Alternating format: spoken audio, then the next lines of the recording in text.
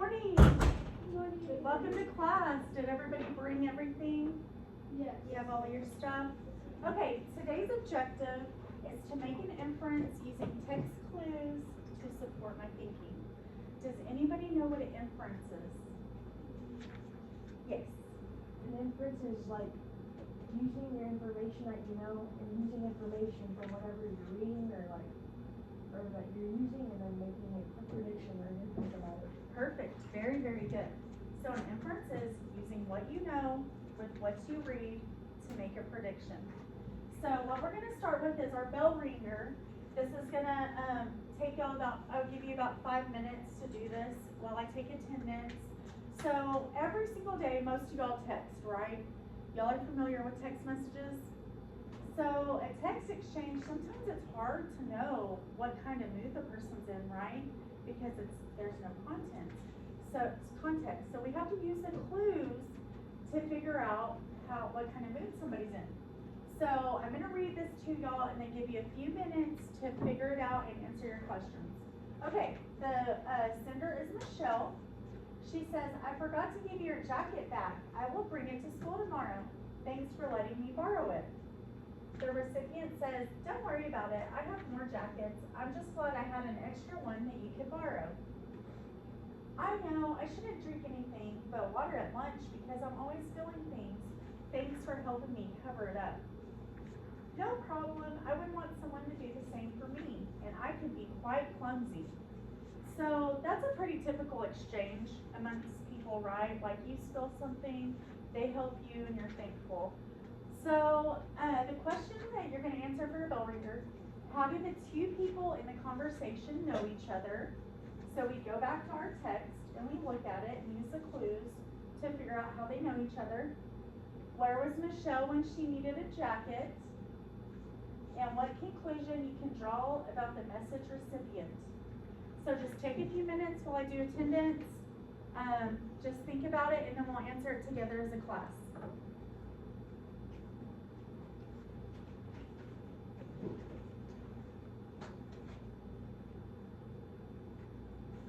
Okay, 5 minutes has passed.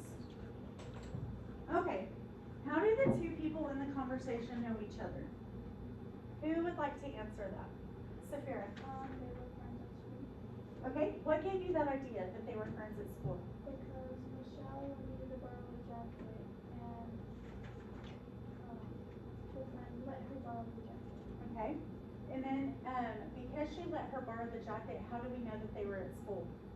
Because it says in the first text, I forgot to give you your jacket back. I will bring it to school tomorrow. Perfect. Yes, perfect. She says, I will bring it to school tomorrow. So we can assume that they're in school. Where was Michelle when she needed the jacket? Where at? At lunch. Good job, Cindy. So it says that they were at lunch. Where does it say that at? Where she's built the third message. That she's always filling things? And she says, I shouldn't drink anything but water at lunch. So we know she was at lunch. What conclusion can you draw about the message recipient? That's not the person that sent it, it's the person that received it. What can we draw about her? That she let her borrow the jacket. What does she say about herself in the last text? That she can be clumsy, right? So we know the recipient is clumsy. So y'all looking through these texts and using the clues in the text means that you infer. So you make inferences. You make inferences every single day. Is there a situation that you can think of off the top of your head where you made an inference this morning?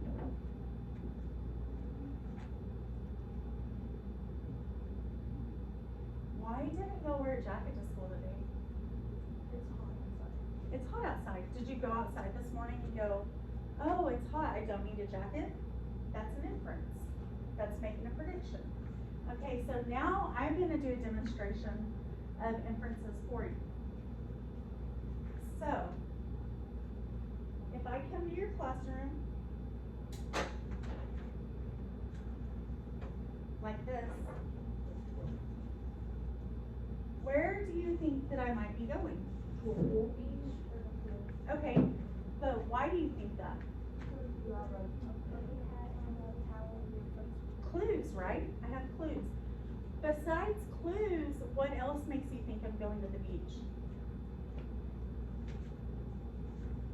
what you're wearing.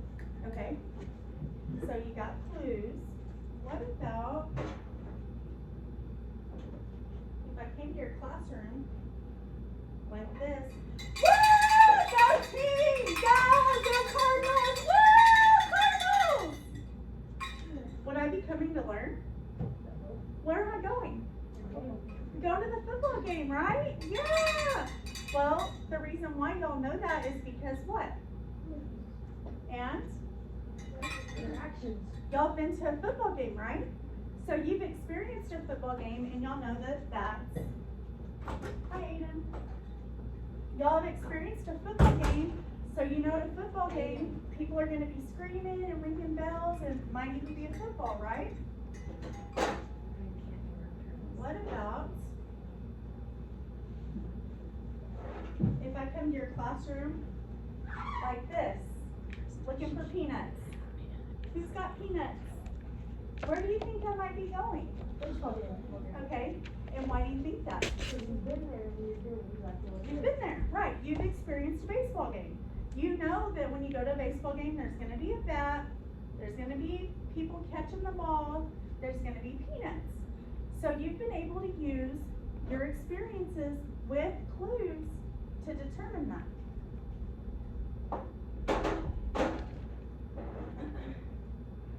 So, what might be an example of an inference that you can make watching other people? If you're in a restaurant with your friend, and your friend orders something she's never ordered before, how could you infer whether she likes her food or not? Exactly. If she takes a bite and she makes a sour face or a yucky face, you know, like, okay, she probably doesn't like her food. Have y'all ever seen little kids walking behind their mom and dad like this? Okay, what do you infer by looking at that? Yeah, or throwing a fit, or they're not happy, right? So whenever you walk down the hall and you see your classmates and they're smiling, what can you infer? Yes, exactly. So you're using the experiences that you've been through to make a prediction. So an inference is when a reader figures out something from the text that wasn't explained by the author. So whenever you open a book and you're reading it, does the author tell you every single detail? No. You sometimes have to figure out what they're not telling you, right? So the reader must take what they already know, which is your experiences, your prior knowledge, and you have to blend it with what the author wrote. And so by doing that, you put them together and that's your inference. We take what we know, we take what the author tells us, and we make a guess. That's our inference. Some important words for inference, context clues. So context clues are hints in the reading. They're going to be hints that tell you without the meaning. Literal means something that's actually happening. If I say literally, that means it actually is happening. Figurative is symbolic. It's not actually happening. It's just symbolism. A prediction is like a guess. So every morning when you watch the news and the weather person is inferencing, what they're doing is they're taking science and blending it with the environment and making a prediction about the weather today. So clues is a piece of evidence or information used to solve the mystery. And the way that we solve the mystery is with text evidence. Text evidence is information that the author uses to support their idea. Keep going. No, you can't interrupt her. Sorry, Did you read the sign? I didn't see a sign. It's okay. So every single day we use what we read to make inferences, and we're gonna do that. I have one right here that I'm gonna read to y'all. It's called The Mysterious Whispering. As Mariah entered the cafeteria, she noticed Emma, Jordan, and Sophie whispering. But as she walked up to their table, the whispering stopped. Have we ever experienced that? Most of us have, right? We've had somebody talk about us. Hi guys, what's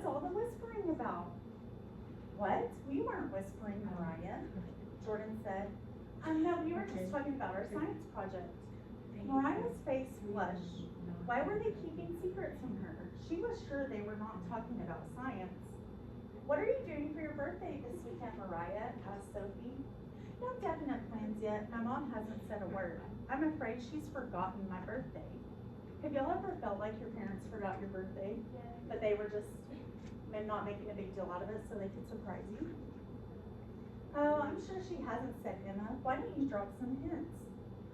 Good idea, Mariah replied. She looked up as Carl walked by and winked at her. Wow, I'm sure he likes you, Emma laughed. Stop it, exclaimed Mariah. After school, Mariah walked to Emma's locker as usual. As she turned the corner, she heard Jordan and Sophie say, we'll meet you there at 7 and again they abruptly stopped talking when they saw Mariah. Have y'all ever had that happen where you walk up and somebody stops talking? Yes. Yes, it's awful, right? What's that? Mariah asked. Nothing, said Jordan with a sideways glance. Mariah walked home sadly. Hi, Mom, I'm home. Hi, Mariah, why the long face? My friends are talking behind my back and meeting up without me. Oh, honey, I'm sure you're just imagining things. Why don't the two of us go to the movies to get your mind off of it? Mom, you're not even going to like the movies, are you sure? Yeah, of course, let's go. You get to pick the movie since your birthday is coming up. All through the movie, Mariah thought about the way her friends excluded her. A small tear trickled down her cheek. As the movie ended, she brushed it away and put on a smile. Thanks for taking me to the movies, Mom. I feel better. She forced herself to stay. When they got to the car, Mom said, I just remembered that I left my favorite blue scarf in Emma's mom's car. Do you mind if we stop by and pick it up? Do y'all have any prediction about what's going to happen? So she didn't actually put your scarf in a friend's car that was Do you think it's a surprise party? Emma was the last person Mariah wanted to see, but she said, okay, Mom. Mom pulled the car into Emma's driveway. Will you run up to the door and get the scarf for me? Emma's mom knew we were stopping by. Mariah opened the car door, ran up to the house, and rang the bell. The door opened and a group of people hollered, surprise! So did y'all have an idea that it was going to be a surprise party?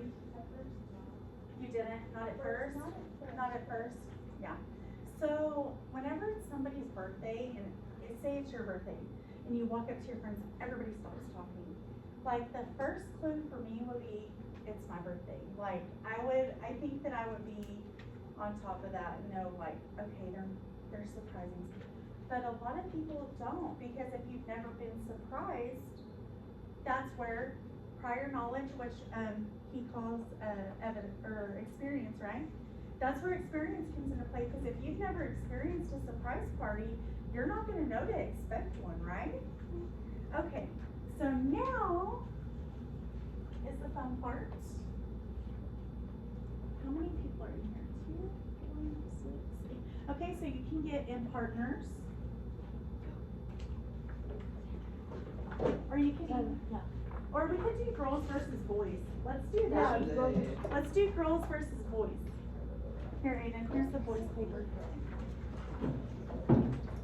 I'm sure you've all played trash skip ball in your days in junior high, right? Hey, we're doing boys versus girls.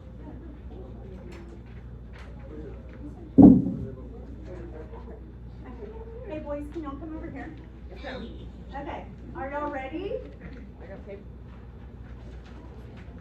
You can take your chairs over there. There will be one person writing down the answers.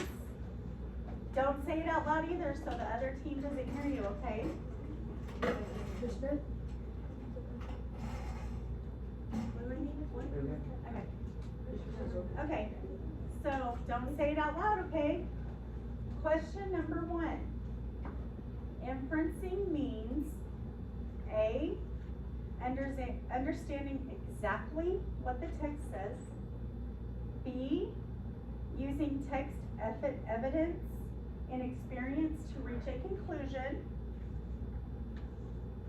Or D, using word parts to decode an unknown word. Don't answer it. Okay, number 2. Which statement about inference is correct? An inference is not based on any evidence. An inference is based only on what a text says.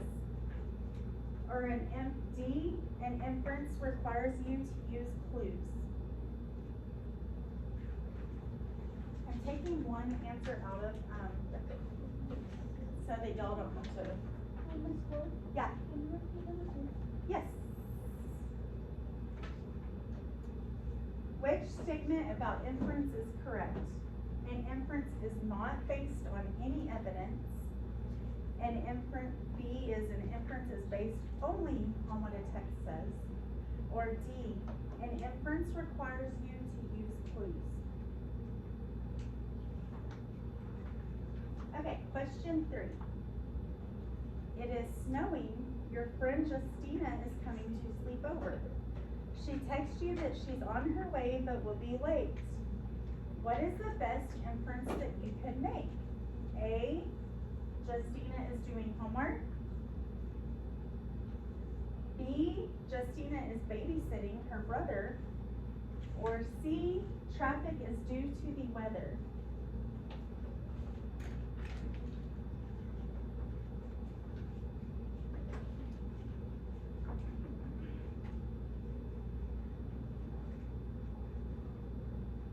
Are y'all ready to move on? Okay, no problem.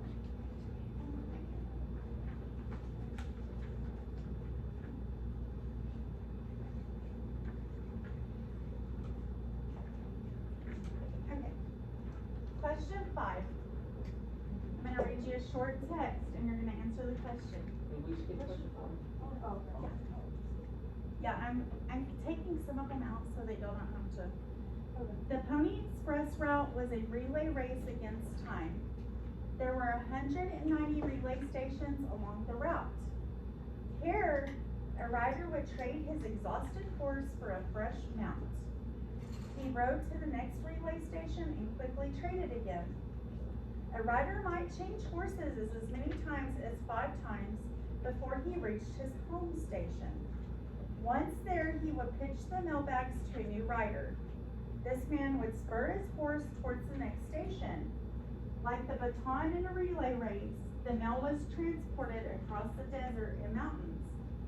The reader can most likely infer that pony readers needed to be small and lean to A, be an experienced rider, B, avoid changing horses multiple times during a trip, C, keep the weight on the horse to a minimum.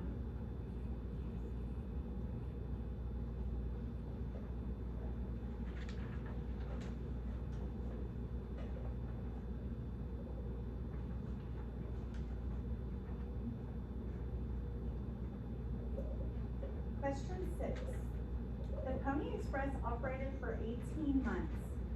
Pony Express riders covered 650,000 miles, but the mail was lost only one time. It helped settlers feel less isolated from their family and friends in the east. Over 150 years have passed since these brave men and boys rode the trails, but they continue being reminders of the true pioneer spirit. Which sentence from the passage supports the idea that the Pony Express was reliable? A, the Pony Express operated for 18 months. B, the Pony Express covered 650,000 miles, but the mail was only lost one time. Or C, the company believed a central route was better than a longer southern one.